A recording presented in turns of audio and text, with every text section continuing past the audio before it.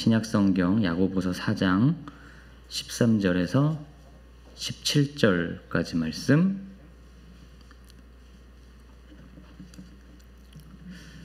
한 절씩 보고 우리 마지막 절 같이 읽겠습니다. 들으라, 너희 중에 말하기를 오늘이나 내일이나 우리가 어떤 도시에 가서 거기서 1년을 머물며 장사하여 이익을 보리라 하는 자들아.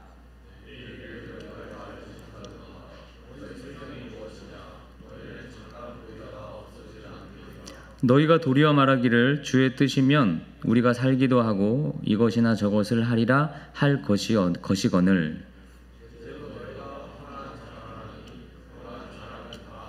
같이 읽겠습니다. 그러므로 사람이 선을 행할 줄 알고도 행하지 아니하면 죄니라. 아멘.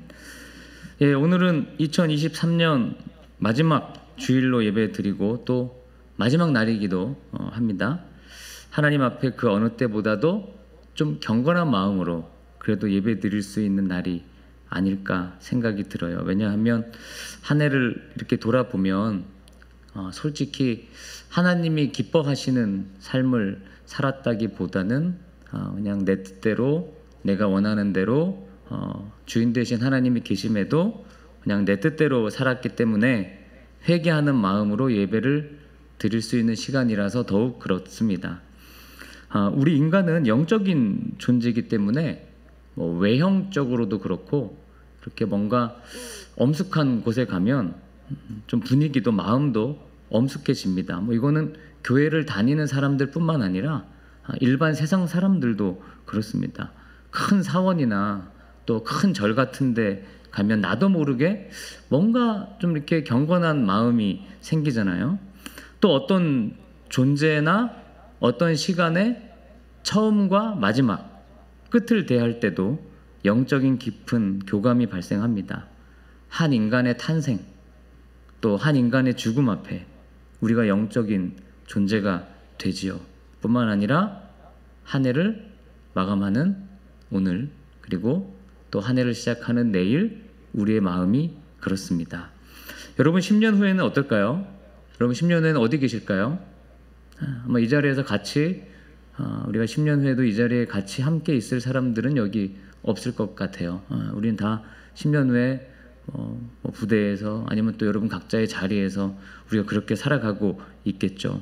바로 이런 일들을 통해 내가 영적인 존재구나, 이 세상에서는 참 풀과 같은 존재구나, 성경이 말하는 그런 것을 더욱더 알게 됩니다. 오늘 23년 마지막 주일에 주시는 말씀을 통해 다시 저희들이 하나님의 자녀고 영적인 존재라는 것을 깨닫고, 그리고 하나님이 올해를 마무리하면서 나에게 무슨 말씀을 주시고, 그리고 새해에 어떤 마음가짐으로 새롭게 새해를 준비해야 되는지 그런 것들을 잠시 생각해보는 그런 시간이 되시기를 바랍니다. 자, 오늘 본문으로 가봅니다. 13절 말씀 한번 읽어보겠습니다. 13절 말씀입니다. 시작. 들으라, 너희 중에 말하기를 오늘이나 내일이나 우리가 어떤 1년을 머물며 장사하여 이익을 보리라 하는 자들아. 자, 들으라는 말로 오늘 본문이 시작합니다. 이 말씀은 하나님의 말씀에, 하나님의 뜻에 관심이 없고 자기 욕망만 쫓아 살아가던 사람들에게 주시는 말씀이었어요. 너희들 좀 잘 들어봐라. 이 말이 너희 귀에 좀 거슬릴지 모르지만 꼭 크리스찬으로서 들어야 될 그런 말씀이다. 유대인들에 대한 이야기가 세상에 많이 있잖아요. 그렇죠? 유대인들은 이 당시 1세기에도 상술이 너무나 뛰어나서 유대인들이 가는 곳은 어디에서나 도시가 발달하고 상업이 발달했어요. 그건 지금까지도 마찬가지입니다. 그래서 유대인들이 자기 도시에 오는 것을 일반적인 대부분의 도시의 사람들은 환영했습니다. 왜냐하면 유대인들이 오면 우리 도시가 발달했기 때문이에요. 끊임없이 새로운 개척지로 나가서 이윤을 취하고 이득을 얻고, 당시 유럽과 북아프리카에는 하루가 멀다 하고 새로운 도시들이 유대인들 덕분에 생겨나고 발전했어요. 그러니까 유대인들은 어디나 가도 돈을 많이 벌 수 있다고 하니까 13절에 이런 이야기가 온통 이들의 관심사였고 대화였어요. 근데 이제 여기 중요한 교훈이 있는 거죠. 바로 뭐가 문제였습니까? 14절을 한번 보겠습니다. 이렇게 살아가는 사람들, 장사하여 이익을 보리라 하는 많은 사람들이 있었는데 14절은 이렇게 얘기합니다. 함께 읽습니다. 시작.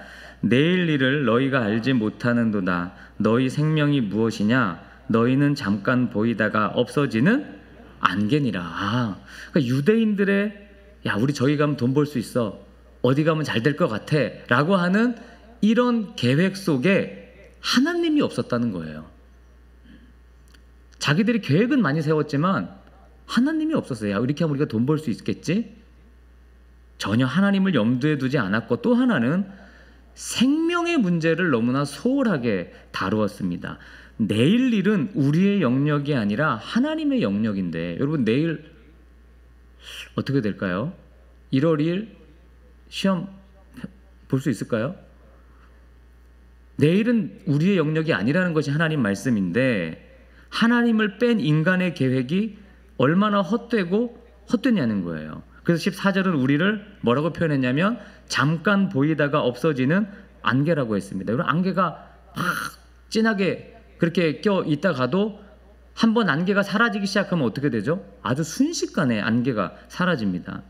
이사야 40장은 우리 인생을 들의 꽃과 같다고 했고, 욥기 13장은 인생이 낙엽이나 그림자 같다고 했어요. 베드로는 이사야의 말씀을 인용해서 인생을 풀과 같고 그 모든 영광은 풀의 꽃과 같으니 풀은 마르고 꽃은 반드시 떨어진다, 이렇게 이야기했습니다. 누가복음 12장에 하나님이 부자에게 뭐라고 얘기했습니까? 기억나십니까? 어리석은 자여, 오늘 밤에 내 영혼을 도로 찾으리니 그러면 내 준비한 것이 네 것이 되겠느냐. 그러니까 열심히 막 준비했는데, 돈 벌어보겠다고 뭐 시험 잘 보겠다고 내가 성공하겠다고 했는데 하나님이 그걸 다 가져가면 어떻게 하겠느냐. 잠언 16장은 사람이 마음으로 자기의 길을 계획할지라도 그의 걸음을 인도하시는 분은 누구라고요? 여호와시니라. 그렇기 때문에 우리 크리스찬들은 늘 나의 모든 계획 속에 하나님을 염두에 두셔야만 합니다. 하나님이 지켜주셔야 됩니다. 그게 오늘 주신 말씀 첫 번째 가장 중요한 교훈이에요. 성경 66권 중에서 우리 인간에 대해서 가장 좀 이렇게 낮게 부족하게 표현한 성경이 이사야예요. 이사야서입니다. 이사야서는 예수님이 구세주로 오실 것을 가장 많이 예언한 참 귀중한 책이기도 하지만 상대적으로 인간을 되게 연약한 존재로 그렇게 묘사하고 있어요. 이사야 41장 14절에 인간을 더러지라 그랬고요. 1장 31절에는 사모락이라고 했어요. 옛날에 이렇게 삼배로 줄을 꼬아서 기둥을 묶어서 그거를 사다리 삼아서 올라갔거든요. 내리락 했는데 그게 썩으면, 삼배가 썩으면 한순간에 그게 다 무너집니다. 그래서 우리 인생이 사모락이 같다. 40장 6절에는 풀과 꽃처럼 시든다 그랬고 14장 11절에는 구더기 같다고 표현했어요. 결론은 하나님 없는 인생은 그렇다는 거예요. 이해되십니까? 하나님 없는 인생은 결국에는 그런 존재밖에 되지 않는다는 겁니다. 그러니까 저는요, 이것을 깨닫고부터 사람이 강해 보여도 약하다는 거 알았어요. 그 다음부터는 진짜 사람은 하나도 안 무섭더라고요. 아무리 높은 사람, 아무리 무슨 세 보이는 사람을 만나도 그 사람이 그냥 나랑 똑같은 연약한 사람으로 보이지 무서운 사람으로 안 보여요. 그때부터는 사람이 안 무서웠어요. 오히려 여러분, 심리적으로 사람이 약할수록 겉으로는 강한 척 한다고 하는 그 심리학 이론이 되게 저에게 뼈저리게 다가오더라고요. 진짜 강한 사람은 겉으로는 상당히 유합니다. 그럼 사람이 나이 들면 뭐가 바뀌어요? 기력도 약해지고 머리도 벗겨지고 머리도 흰머리도 많이 나고 이렇게 회사 와서 부대 가서 이렇게 사람들 만나면서 10년 만에 만나신 분들도 많이 있었어요. 근데 딱 보면서 느낀 게 머리가 하얘졌더라고요. 저랑 나이는 비슷한데 머리가 하얘졌어요. 그래서 왜 이렇게 머리가 휘어졌어요? 뭐 고생 많이 하셨어요? 그랬더니 애들 키우느라 고생하고 부대에서도 고생하고 그래서 머리 휘어졌다고. 근데 절대 그렇지 않아요. 제가 본부에서 같이 근무했던 신부님은 자식도 없고 별로 고생 안 하시는 것 같은데 머리가 하얘지셨거든요. 그래서 절대 안 그렇다고. 그런 이유는 아닐 거라고. 그냥 사람이 나이 들면 다 똑같이 그렇게 되는 거라고. 인간은 한없이 약한 존재입니다. 우리가 아무리 강한 척해도요, 누구나 다 약한 존재예요. 그럼 누가 제일 강할까요? 하나님이 함께하는 사람입니다. 그러니까 여러분 너무 세상을 두려워하지 마십시오. 하나님이 함께하는 사람이 최고인 거예요. 여러분에게 늘 하나님이 함께하는 우리 그런 형제 자매들, 우리 생도들, 우리 수병들, 또 집사님들 되시기를 주님의 이름으로 축원합니다. 그게 제일 강한 사람 되는 거예요.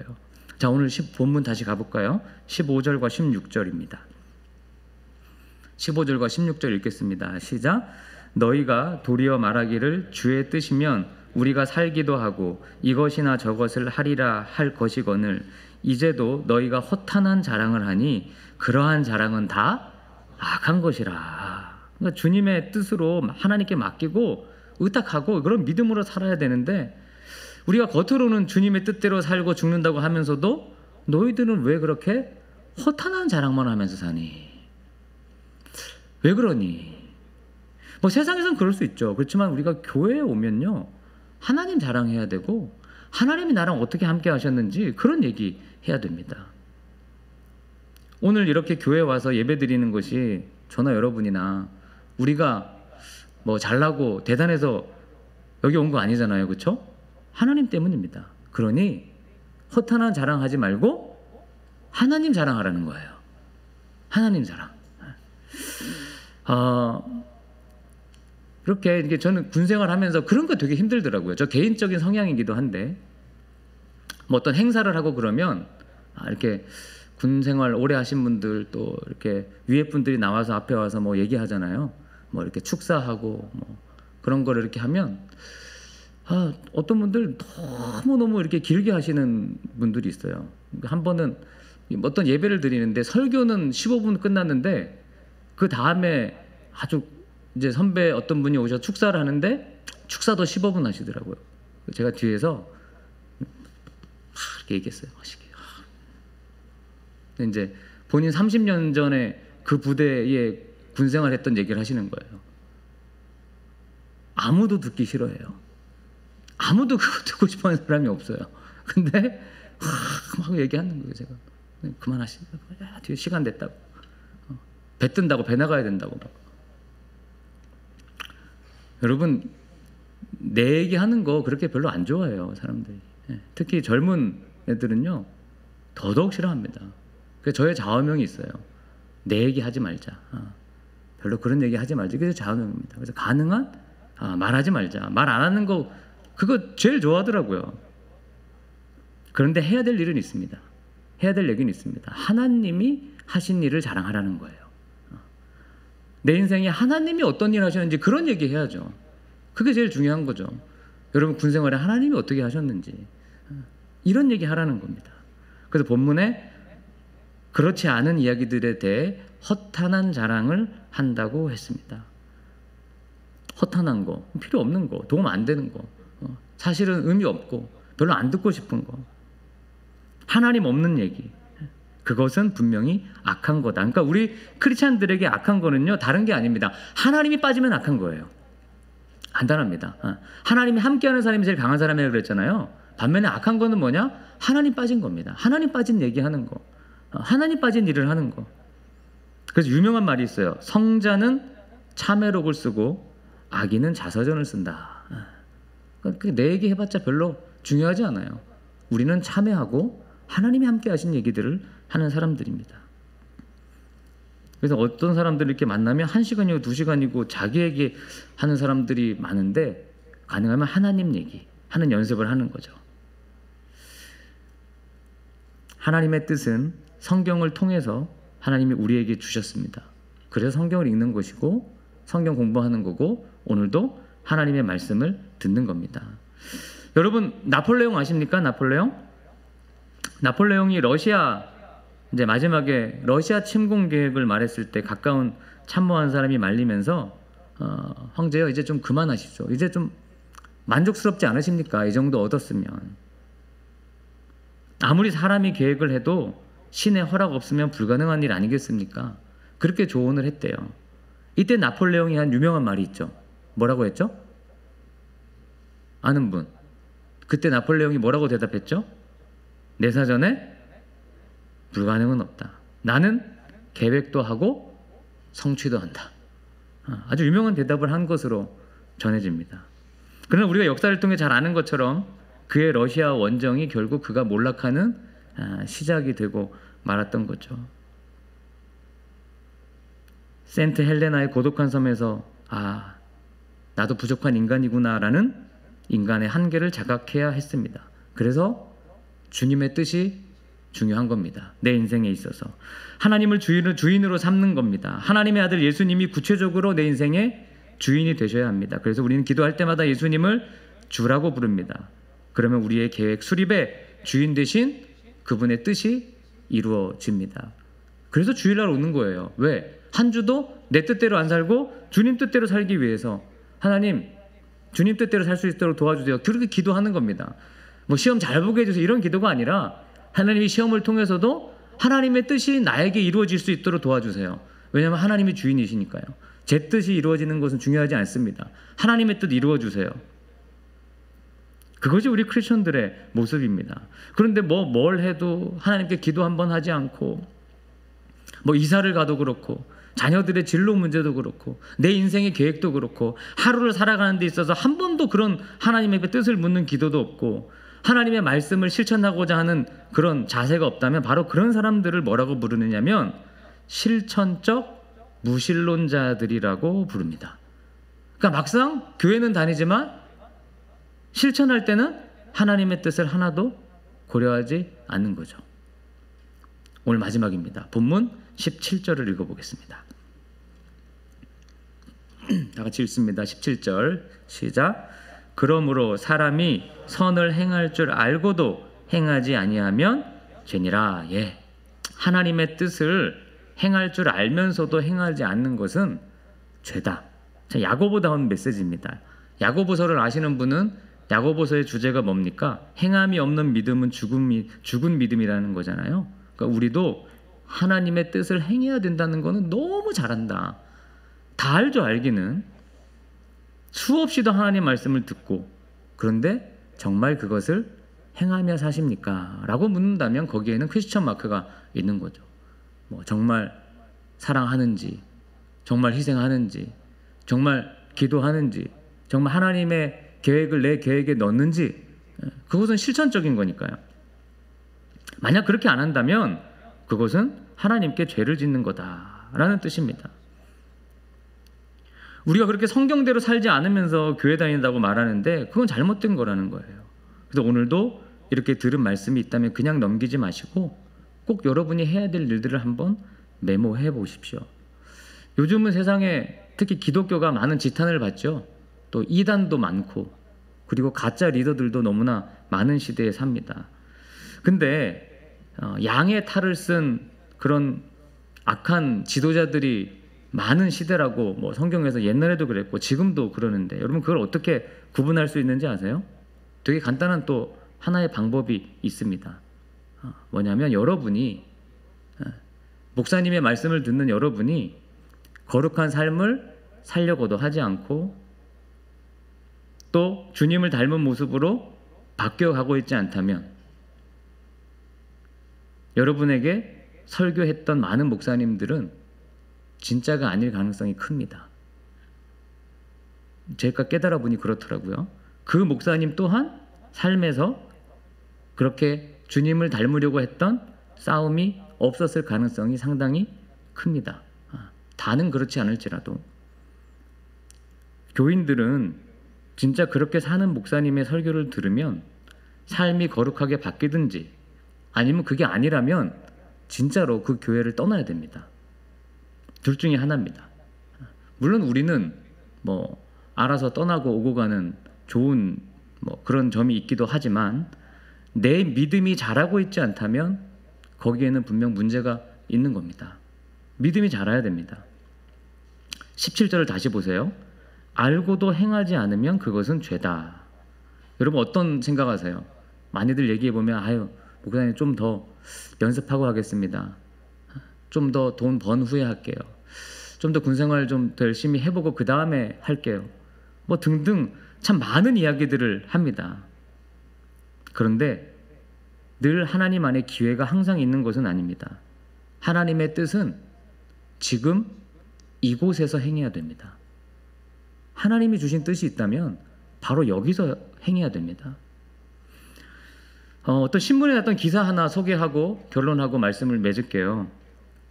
서강대학교의 한 교수님이 그 서울에 사는 대학생들을 대상으로 무기명이 중요해요. 무기명으로 설문조사를 한 그런 연구 결과를 제가 신문에서 본 적이 있습니다. 뉴스에도 나온 적이 있어요. 당신들이 아버지에게 원하는 것이 뭐냐? 뭐 이거를 뭐 여러 가지로 써서 이렇게 물었어요.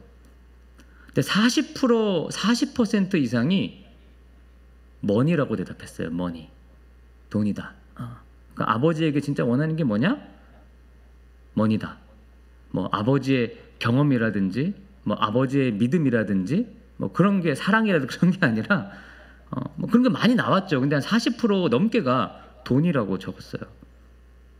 그럼 두 번째 이제 그 질문 중에 하나가, 그럼 부모가 몇 살까지 살길 원하느냐 물었더니, 이건 퍼센테이지는 높진 않았지만 상당히 많은 청년들이 이런 대답했어요. 평균 65세가 제일 많았어요. 깜짝 놀랐어요. 그 이유가 뭐냐? 은퇴할 때 받은 돈을 다 쓰지 않고 가시면 좋겠다. 그런 이유였다는 거죠. 그러니까 그분이, 물론 그 교수님이 약간 좀 이제 그거를 좀 이제 좀 과장해서 그렇게 기사에다 표현을 했겠지만, 그렇게 이야기한 청년들이 생각보다 많이 있었다는 것을 얘기하려고 했던 거예요. 이게 우리 젊은이들의 어떤 하나의 어떤 생각들이고 현실이었다는 거죠. 저는 진짜 그럴까라는 생각을 했어요. 그러니까 인생의 계획을 세울 때 하나님 중심으로 세우지 않으면 여러분, 우리의 계획들과 생각들 또한 그와 크게 다르지 않습니다. 이스라엘의 왕인 사울은 처음 왕이 되고 아말렉과 전쟁했죠. 모세 때부터 이스라엘을 괴롭혔던 그런 아말렉이었어요. 사울이 왕이 되자마자 쳐들어온 아말렉과 싸워 대승했습니다. 전쟁에 성공했어요. 근데 거기가 문제였어요. 하나님 없는 성공과 승리였습니다. 하나님께 감사하지 않고 길갈에 자기의 비석을 세웠어요. 자기를 자랑했어요. 또 전리품 속에는 우상 숭배가 있기 때문에 취하지 말라고 했는데 그것을 다 숨겼어요. 하나님께 거짓말했죠. 그러니 사무엘 선지자가 사무엘상 15장 22절에 순종이 제사보다 낫다, 그런 말을 한 겁니다. 결국 사울은 하나님께 버림받게 됩니다. 사랑하는 여러분, 성공이 중요한 거 아닙니다. 뭐 시험 잘 보는 거? 그런 게 중요한 게 아닙니다. 하나님께 영광 돌리고 하나님의 뜻에 따라 계획을 세우는 것이 훨씬 더 100배, 1000배, 10,000배 중요합니다. 아멘? 장승수라는 청년이 공부를 안 하고 고등학교 졸업하고 건축 현장에 가서 일했어요. 근데 너무 힘드는 거예요. 추운 겨울날 이렇게 일하는 게. 이건 아니다 싶어서 공부해야겠다 해서 공부를 열심히 해서 뭐 서울대 수석으로 들어갔죠. 별로 그런 거 좋아하진 않는데 그렇게 서울대 수석 들어가고, 장승수가 쓴 책 이름이 뭐예요? 혹시 아세요? 좀 오래되긴 했지만 공부가 제일 쉬웠어요 라는 책이었어요. 저는 그래서 읽어보지도 않았어요. 읽어보지도 않아요. 그냥 그런 기사가 났길래 기사를 본 것뿐이죠. 인생에서 제일 쉬운 게 뭐냐? 공부다. 그런 얘기 했는데, 근데 여러분, 유명한 존 파이퍼 목사님이 책에서 그런 말 했어요. 인생에서 제일 쉬운 게 뭐냐? 하나님이 하라는 대로 하는 거다. 인생에서 가장 좋은 거는 뭐냐? 하나님이 하라는 대로 하는 거다. 인생에서 가장 복된 일은 뭐냐? 하나님이 하라는 대로 하는 거다. 우리 사랑하는 형제자매 여러분, 주일에 교회 와서 예배드리는 이 일이 제일 쉬운 일이에요. 사실은 여러분, 예배드리는 거 진짜 쉬운 일이에요. 예배드리고 나가서 말씀대로 사는 게 어려운 일입니다.